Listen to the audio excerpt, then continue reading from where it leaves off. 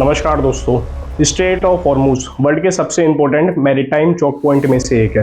ये एक नैरो सी पैसेज है जो पर्शियन गल्फ को अरेबियन सी से कनेक्ट करता है। इसकी लेंथ उतनी ही है जितनी सिलीगुड़ी कॉरिडोर की है। सिलीगुड़ी कॉरिडोर जो इंडिया में स्थित है, जो वेस्ट बंगाल और नेपाल के बॉर्डर पे है, जिसको हम चिकन नेक के नाम से भी जानते हैं। जैसे हर समय चाइना थ्रेट करता है सिलीगुड़ी कॉरिडोर को ब्लॉक करने के लिए, सेम वही सिचुएशन स्ट्रेट ऑफ हॉर्मुज के साथ भी है। इसकी टोटल विड्थ मात्र 33 किलोमीटर्स है, लेकिन कार्गो शिप का सी पैसेज केवल 3 किलोमीटर वाइड है। इसी ज्योग्राफिकल एडवांटेज की वजह से इसको चोक करना इसकी ज्योग्राफिकल लोकेशन की वजह से और भी आसान बना देता है। इसके वेस्ट में ईरान है, साउथ में ओमान है और ईस्ट में यूएई जैसे देश हैं। ये इन्हीं गल्फ कंट्रीज को ओशन से कनेक्ट करता है। अब यहाँ समझते हैं इसकी इंपॉर्टेंस क्या है। स्ट्रेट ऑफ हॉर्मुज से वर्ल्ड का अराउंड 20% ऑयल ट्रेड होता है। जितनी भी गल्फ कंट्रीज हैं वो मोस्टली इसी रूट का यूज़ करती है कार्गो शिप के थ्रू अपनी कंट्री का सामान दूसरी कंट्री को सप्लाई करने के लिए। इसी रूट का यूज़ कर कर गल्फ कंट्रीज अपने देश का ऑयल, LNG और LPG गैस जैसे गुड्स दूसरे कंट्री तक बेचते हैं। इवन इंडिया को भी अराउंड 50 से 55% ट्रेड इसी रूट से होता है, चाहे वो ऑयल का हो, चाहे वो LNG का हो, चाहे वो LPG का हो। लेकिन यहाँ ये क्वेश्चन उठता है, अगर ये रूट कम्प्लीटली ब्लॉक भी हो जाए तो इसका क्या इम्पैक्ट पड़ेगा।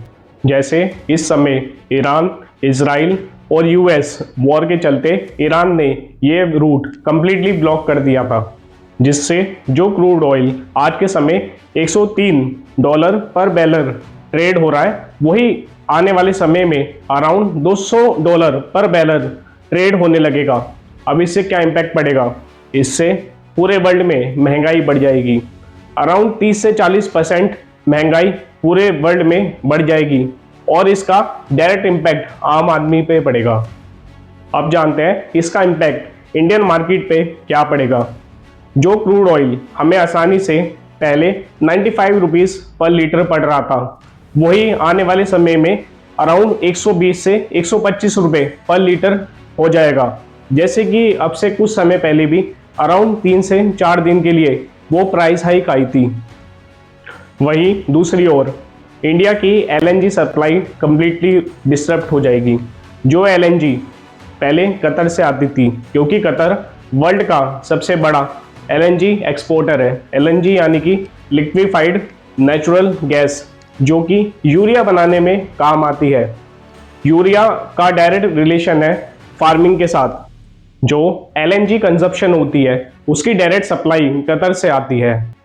अगर ये रुक जाती है तो यूरिया की शॉर्टेज होगी, और अगर यूरिया की शॉर्टेज होगी तो कम पैदावार होगी, और अगर कम पैदावार होती है तो इससे प्रोडक्शन पर डायरेक्ट इम्पैक्ट पड़ेगा। अब बात करते हैं इसका ऑल्टरनेटिव क्या हो सकता है अगर स्ट्रेट ऑफ हॉर्मुज कंप्लीटली बंद भी हो जाए तो। इसी प्रॉब्लम की प्रिपरेशन गल्फ कंट्रीज ने पहले से कर ली है। जब 1980 में ईरान इराक वॉर हुई थी, तब भी सिचुएशन कुछ ऐसी ही हो गई थी, जिसके चलते गल्फ कंट्रीज जैसे कि सऊदी अरेबिया और UAE ने इसका सॉल्यूशन निकालते हुए कुछ स्टेप्स लिए, जिसके चलते सऊदी अरेबिया ने एक ऑयल एंड गैस पाइपलाइन बिछाई, जो सऊदी अरेबिया के गवार ऑयल एक्सट्रैक्शन प्लांट और अरबेक रिफाइनरी से ऑयल रिफाइन करके सीधा रेड सी के जैनबू पोर्ट तक ले जाती है। इसकी टोटल लेंथ अराउंड 1200 किलोमीटर है और इसी पाइपलाइन को ईस्ट वेस्टर्न पाइपलाइन कहते हैं। और इसी रूट के रास्ते वो कार्गो शिप से अरेबिक ओशन के थ्रू पूरे वर्ल्ड में अपना ऑयल एक्सपोर्ट कर सकते हैं। वहीं दूसरी ओर UAE के ऑनशोर फील्ड से ऑयल एक्सट्रैक्ट किया जाता है और उस एक्सट्रैक्टेड ऑयल को हरबसन रिफाइनरी प्लांट तक ले जाया जाता है। वहीं से इसको अराउंड 370 किलोमीटर लंबी पाइपलाइन के थ्रू फुजेरिया पोर्ट से बाईपास करके पूरे वर्ल्ड में एक्सपोर्ट किया जा सकता है।